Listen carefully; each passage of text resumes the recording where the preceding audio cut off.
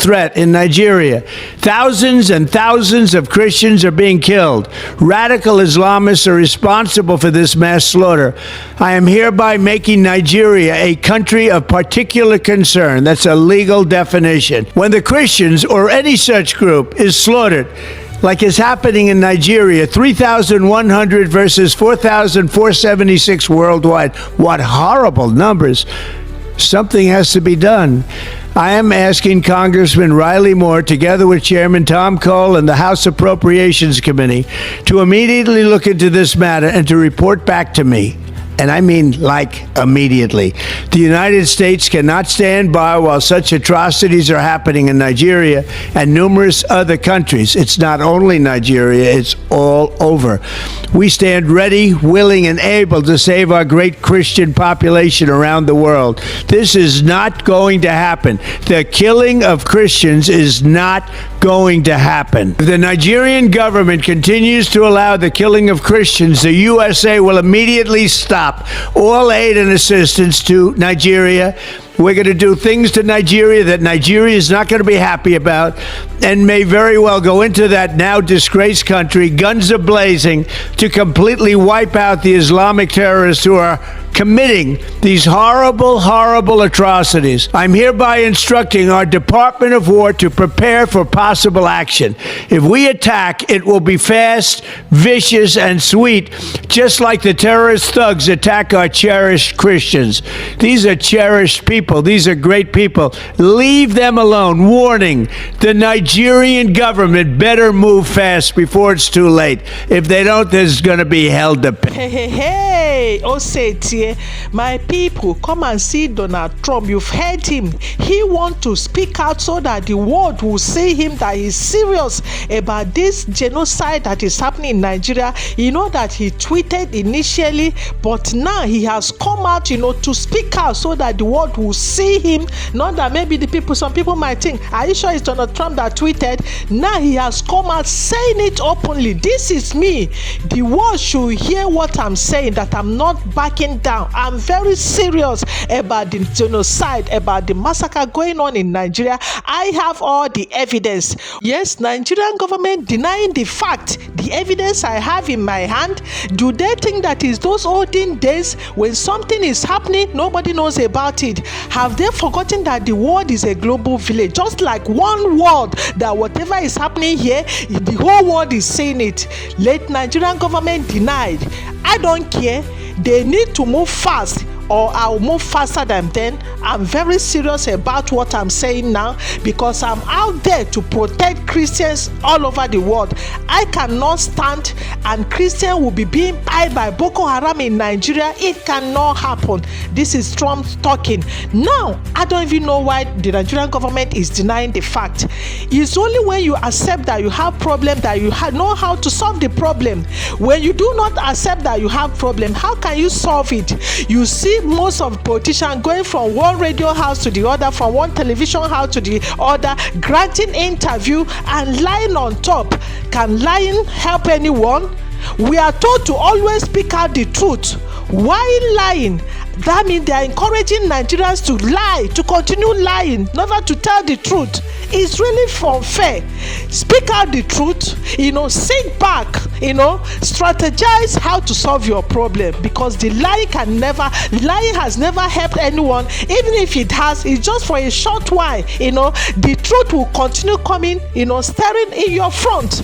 Let us come together. Like I always said, yes, we know that lives are being lost in Nigeria, but the target of those terrorists are what? The Christians. Of course, at the process of the operation, there must be a collateral damage. Like I always said, those that are not targeted will also be pied. Yes, but of course we know their target. Nigerian government, please put your heads together in order to know how to reduce this insecurity, or even to stop it totally. American president has said he is coming to destroy terrorists. He specified. He did not say he's coming to invade the whole Nigeria, but he said he's coming specifically for terrorists. And you people are not happy about it. Do you prefer the way those terrorists are killing innocent people? Do you like the way they are buying innocent people? I don't really understand why all this Jeffrey everywhere. Why?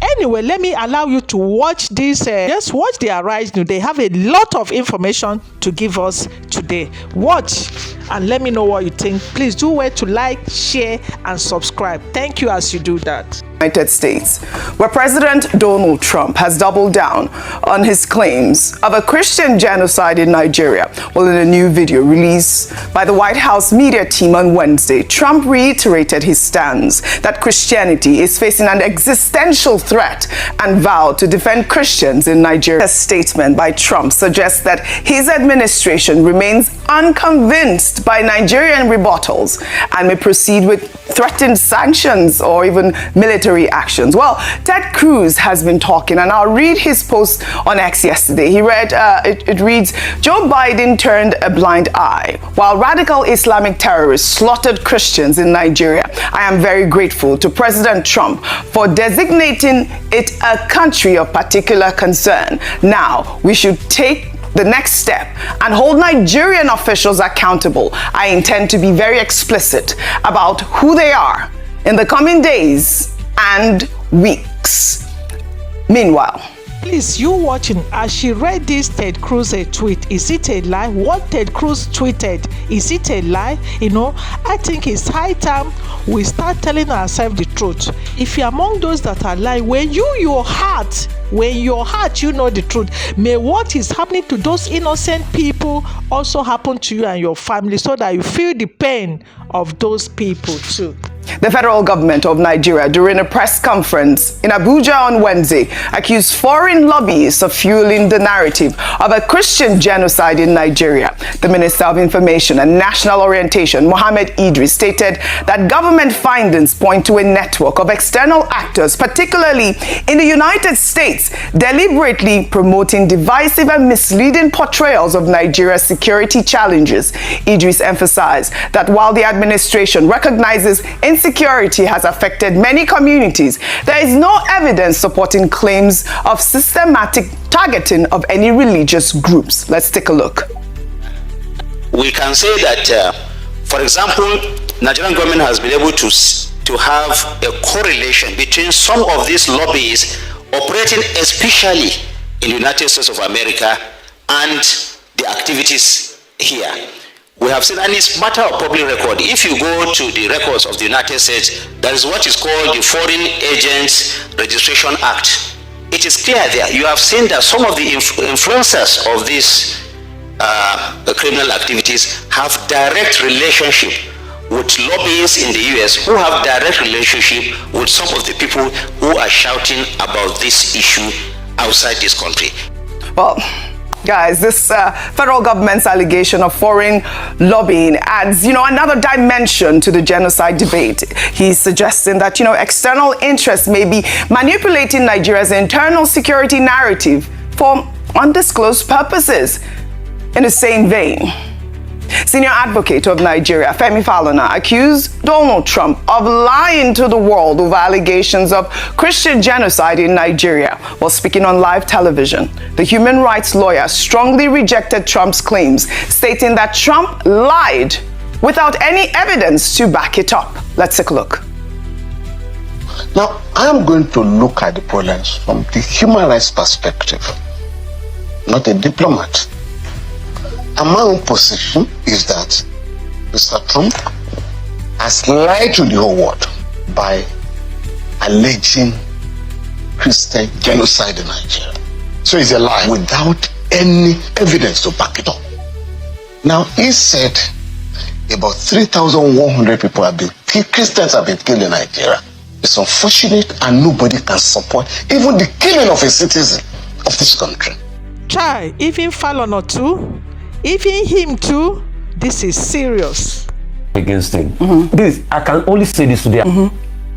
When Deborah was killed and people raised eyebrow, what happened afterwards? Didn't people go on rampage and protest? Didn't they release those that killed Deborah? Didn't it lead to burning of churches and religious houses in Sokoto then? So why are we deceiving ourselves that these things don't happen? Yes, let's say the truth. Yeah. Because it doesn't affect us. We are here to speak for people. That's why God put us here. And God will ask us questions. What we're saying. Falana now joins other prominent figures to reject the genocide narrative. before I come to you, I'll take this.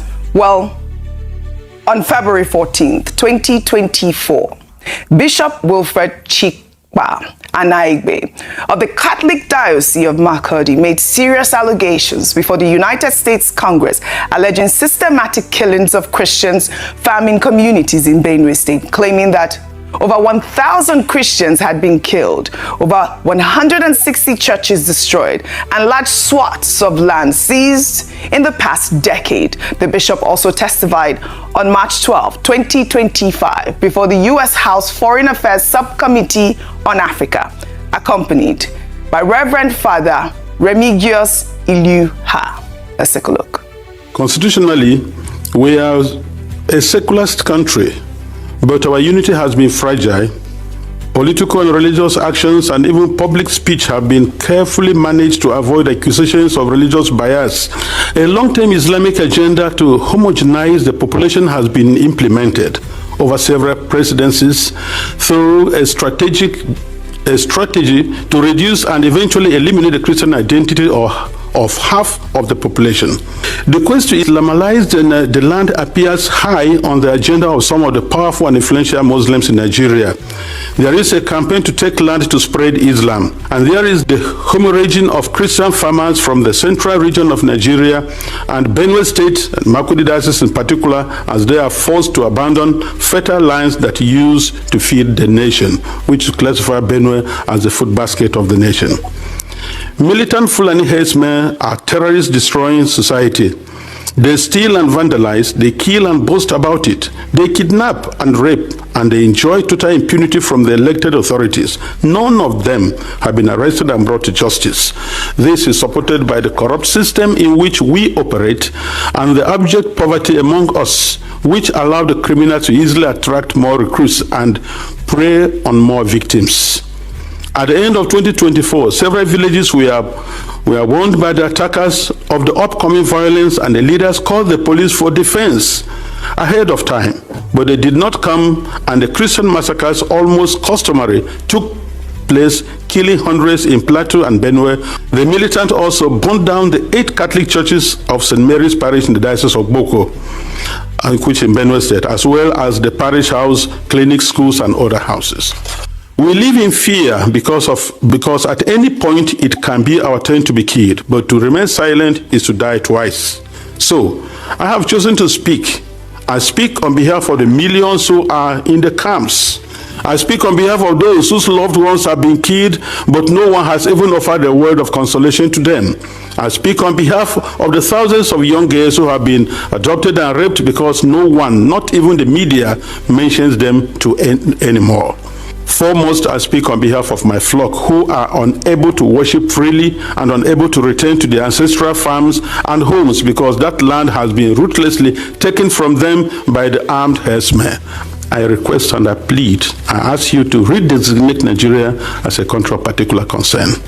Do you hear that? We heard everything that this Bishop of Makurdi said. It's so pathetic and so sad that some people have chose lies over truth. So this bishop is now telling us lies. What is happening in his land? Okay. Up there requesting for Nigeria to be redesignated as a country of particular concern. Well, the bishop's testimony highlights the deep contested narrative around religious violence in Nigeria. While the bishop presents specific allegations of systematic targeting, government officials maintain that terrorism affects all Nigerians regardless of faith. This leaves international observers to navigate the competing accounts of Nigeria's complex security challenges. And Rufai, so we've seen the bishop here and, other senators in America and, journalists across the globe submitting these sort of reports of what the bishop had described as a cleansing of Christians in the farmlands in his area. You heard him cry out, and we've seen these reports reverberate across the world right now after Trump's singular tweet. Your thoughts? People have said, oh, Trump didn't have evidence, Trump doesn't have information, but we don't have the information that the U.S. Department of State has at this moment. Oji, God bless you for playing that tape. But you see, after playing that tape, I will still tell you that what that priest did report is still underreporting, because many of the cases are not reported. I read out a message about a vicar in Kaduna today, 600 million being asked. Many cases like that. But Oji, because I know the country I am from, I keep saying, let us stop the killings. Because the country I am from has now changed the conversation about Christians and Muslims, which is never the case. The point is, how will people commit crime and the state does not bring them down? And the state does not act as a deterrent from them to keep committing that crime. That's what I have a problem with. So that's why I campaign for stopping the killing. Because in the last 1 week, the conversation has shifted to which religion is being killed the most. And please, we should never fall into that confusion, because it's that kind of confusion the political actors want. In all of this, none of them have come out to say, these are the advised steps we are going to take to stop the killings. The conversation has been, call Trump a liar, pit religions against each other, make a case that others too are being killed. But does it stop the killing of people? No. It doesn't. No.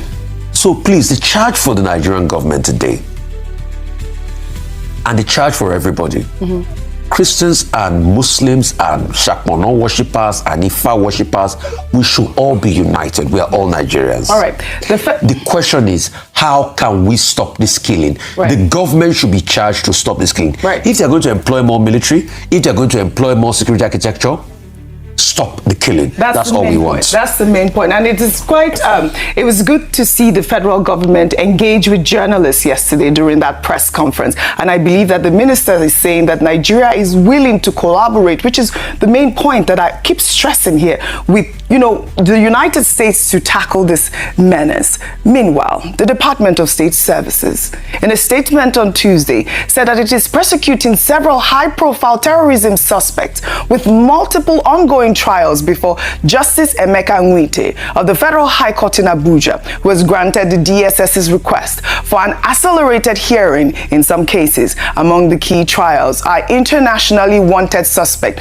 Mahmoud Usman, the self-styled Emir of Ansaru, and Abubakar Abba, his deputy, are facing a 32-count terrorism charge, with Usman already sentenced to 15 years for an illegal mining count after pleading guilty, while Abba remains a not guilty plea. Their trial is set to continue on November 19th. The secret police also highlighted the trial of Khalid al-Barwani and 4 others accused of masterminding the 2011 UN complex bombing, a case. Did you see that? Why is DSS bringing out this information now? Why? Is it because of Trump action, that Trump has threatened to take action? Why now? Why now?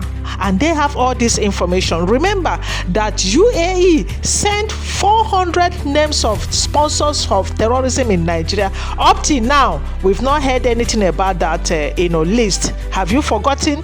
400 names of sponsors of terrorism in Nigeria. It was swept under the carpet. We all remember that, right?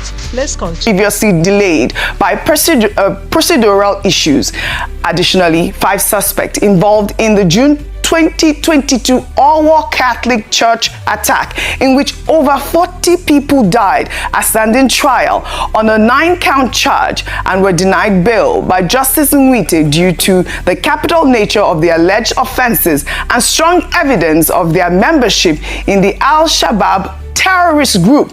Lastly, the DSS stated that it filed 6 separate terrorism-related charges against 9 suspects, including 2 at large connected to the June 2025 Yelwata massacre in Benue State, while 2 others are being tried for alleged reprisal attacks. And I'll take a statement from the DSS chief. He wrote, the various arrests and trials of terrorism suspects show that Nigeria's security agencies have been diligent in dealing with the perpetrators of terror in the country. The men we are prosecuting are separate from hundreds of suspects under the military's protective custody, whose cases are being handled by the Office of the Attorney General of the Federation. In July last year, 125 of the terrorists were convicted. We shall continue to make the suspects accountable for disrupting the peace of our country in consonance with the rule of law.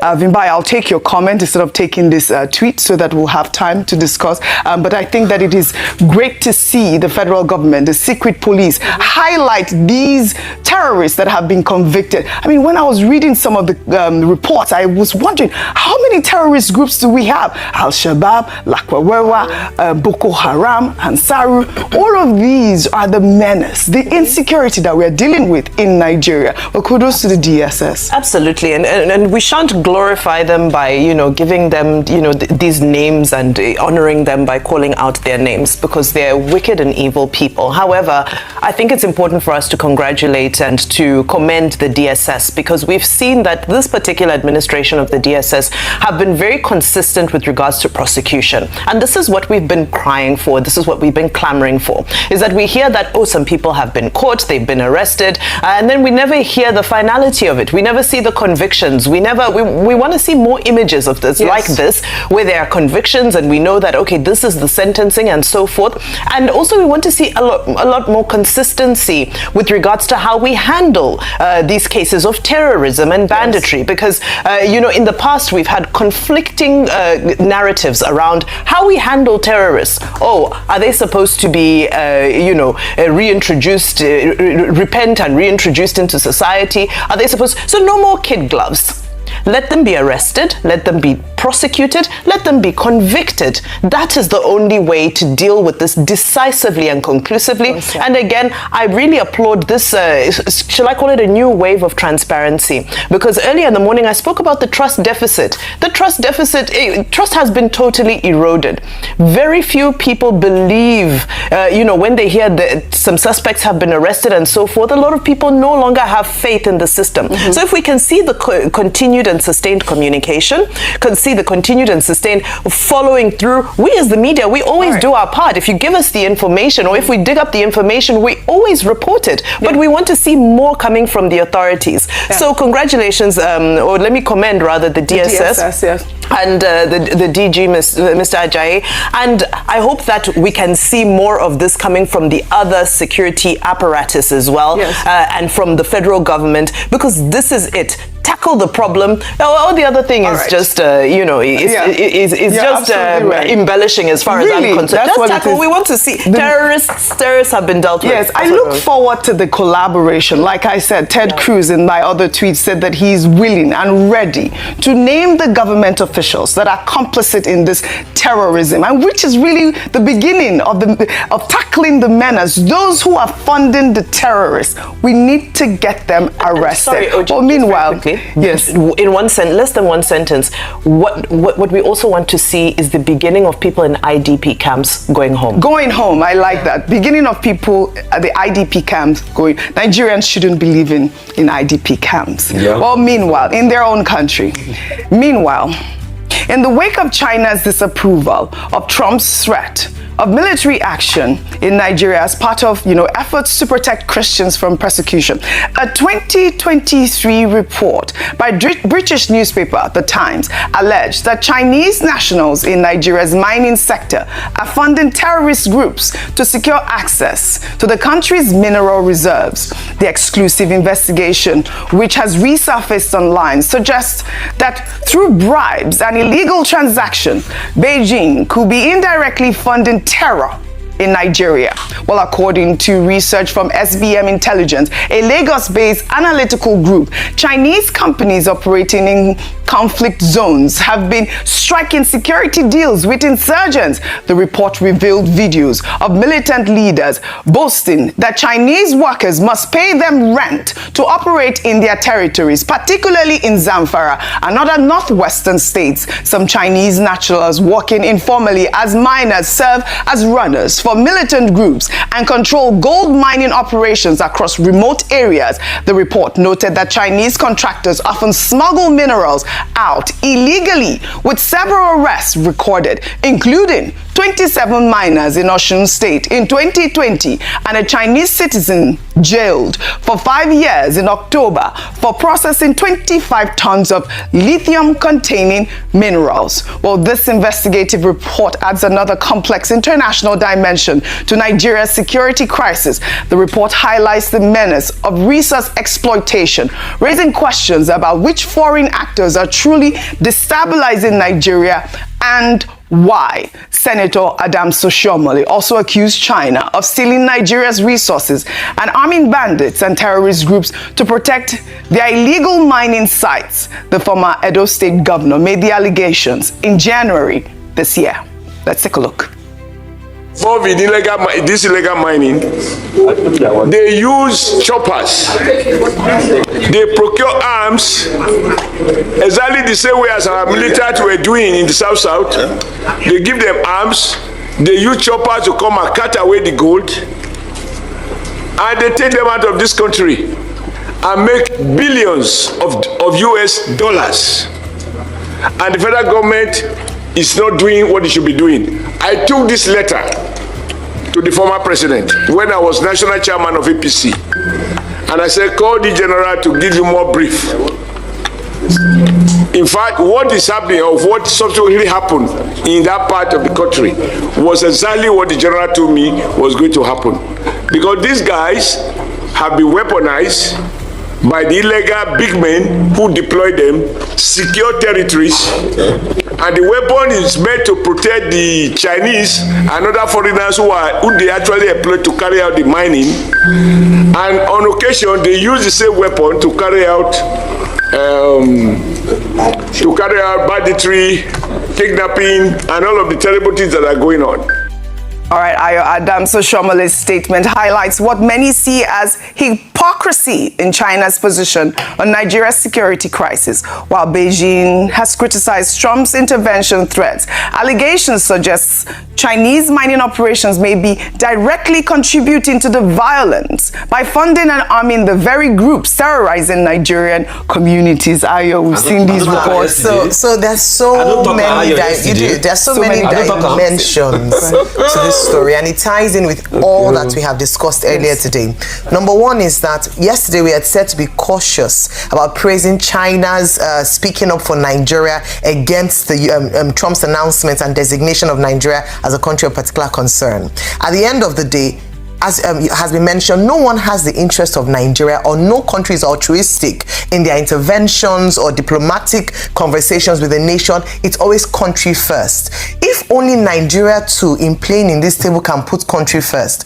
I say this because Oji, it's not for a lack of intelligence or a lack of information, because we have had a number of people come out to make very significant claims like this, as the Senator Adams Oshiomhole had made on the floor of the Senate. Number one, we had a list released from Dubai around the financiers of banditry. We've had Nasir El-Rufai, former governor of Kaduna State, give explosive interviews around the people who are funding or enabling banditry and territory.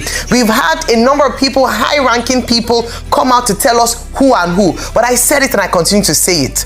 It is a will to deal with these people. Yes. And so while we're congratulating the DSS for what they've done, when I was looking, I was like, oh, these are the small fries. Deal with the big fries, the ones that are actually behind it, the ones that are funding it. We love it, that they are coming to come and tell the people that are doing the legwork. But let us go after the ones that are enabling it, because if you deal with these ones, as long as the enablers are still there, we will have an uproot of others who are willing to do the legwork, as long as money is there. Finally, I end on this note. The former CDS had said that every time they apprehended terrorists, they found foreign currencies with them. Who are the people funding them? Exactly. There's foreign intervention or interference. Why are we not talking about that? So let's celebrate all these things, but we know the real issues. Until we tackle the real issues and have the political will to to cut off the head of the big wigs. We're not going anywhere. So let us be very honest about this. We don't have leaders that think of the interest of Nigeria. That's Pure the interest of and the few. simple. The Chinese it's just have the interest of their own complicity. pockets. They do. They cannot That's at this just point. it. When you see That's what's we killing cannot Nigeria. come to our nation without complicity by people on ground. On ground. Who are the That's ones on just ground that are it. We working don't with have them? leaders that love our country. When you see Today we have reports, in Nigeria, when you move see forward. reports like this is what it is. It's evident that these are the issues. But at the end of the day, we must tackle insecurity. We must tackle the people that are killing Nigerians. Before we take our mouth story, let me take this one. Meanwhile, former Niger Delta militant leader Asari Dokubo has issued a stark warning to Trump against any military intervention in Nigeria. Well, in a viral Facebook video, Dokubo delivered a defiant message warning that if the US comes to Nigeria, they will all die, adding that Nigeria will become their graveyard. Let's take a look. Let them come.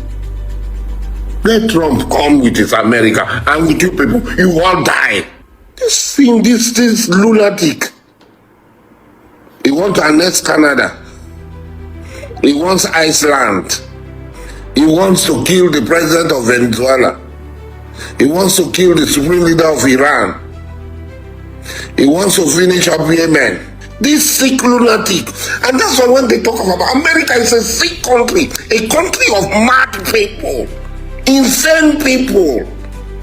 And that's why they can elect a mad, insane idiot. A lunatic.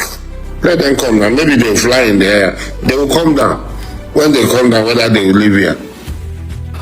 See this clown. Is he not a clown? I beg, let's watch better thing, Jare. All right, Asari Dokubo, he has a militia. Asari. He's threatening the most powerful man in the world with his and he has not been able to stop his foot on insecurity. Yes. And he's cashing trips. Yes. We think it's a joking matter. It's not a joke. It's comedy. Yes. You know my reaction to what Tell he us. said? 70-year-old man. Who's that? He's 70? Is he 70? Is Asari 70? No, he's up to 70. What does that mean? Only you don't get the joke. Dealing with This is terrorists. the- tell me what Let them it take is. him to the forest. It's Asari himself that used to say 70-year-old Oh, man. I didn't even know that. No, Okay. him, the joke is on him. Please. 70-year-old man. So now I want to charge Asari Dokubo, since he knows that he can defeat, the Trump He should go ahead and all now. of the military. There is the Sambisa forest. No, you can just take your people to Sambisa forest right now. Wait. Make a hero out of yourself right now. We are ready for you. We're ready for you, Asari. Have you Please. seen the video of Asari doing press up? No, I haven't. But he has a group. He has mercenaries. Yes, have you seen this? You see, that's part of the All right. illegality in Nigeria. All right. Who is he that Right. we have a group that will have guns Yes. and have weapons? Right. But all of this is to smoothing his way into President Tinubu again. Yes. Because they really fought at some point. He really Yes. said, no, it's one turn by turn at a point. Yes, absolutely. This country in a crook. Yes. Should people be having guns? Should people like Asari have people or brigade that have guns? You see, that's part Those are of the the questions. insecurity we are talking in this Those are the country. questions. How do they have the approval to have the guns and all of that? Let's Well, all be right, deceiving that's another ourselves. topic that I thought was important to highlight as well, because we're seeing very many dimensions to the insecurity that we are facing in Nigeria, from mining to religious persecution to kidnapping. All of these insecurity needs to be tackled by the Nigerian government. Now under milestones. We remember a towering figure in Nigerian history, Chukwuemeka Odumegwu Ojukwu. On the occasion of his 92nd posthumous birthday, born on November 4th, 1933, Ojukwu served as the president of the breakaway Republic of Biafra from 1967 to 1970 during Nigeria's devastating civil war that claimed millions of lives.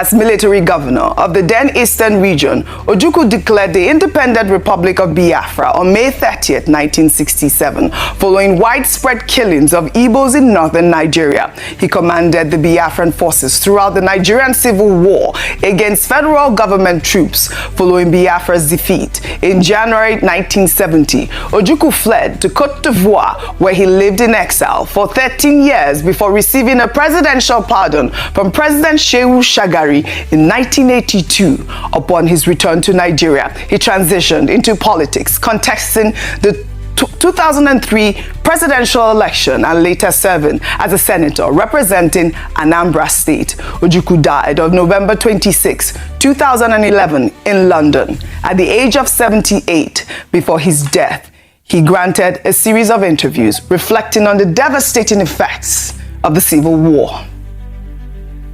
The war was not Ojukwu's war. I happened on the Igbo situation at the time of the conflict. I did my duty to the best of my ability, and I am glad that Nigerians generally recognize this fact. One man could not have held the entire Nigeria and her allies for 3 years. The Igbo people felt threatened. So a lot of people will say, but you were leading the first one. Yes, I led the first one. And I will say to everyone, I led proudly the first one. I don't think a second one is necessary. We should have learned from that first one. Otherwise, the dead would have been to no avail. It would all have been in vain. Of course, we don't want to, and nobody does. And that's why the right thing has to be done, to prevent any war from coming. Something usually leads to war, and that's why we have to do all we could to stop anything, that thing that can lead to any war again in Nigeria. Happy birthday, Ojukwu. There he says he does not think another war is necessary. Former governor of Anambra State, Peter Obi, captured the essence of Ojukwu's legacy in a post on X. He wrote, "Ojukwu was more than a figure in our history. He embodied courage, intellect, dignity, and firm conviction. His life reminds us that leadership is not merely a position. It is a calling, a burden, and at times a test of one's deepest values.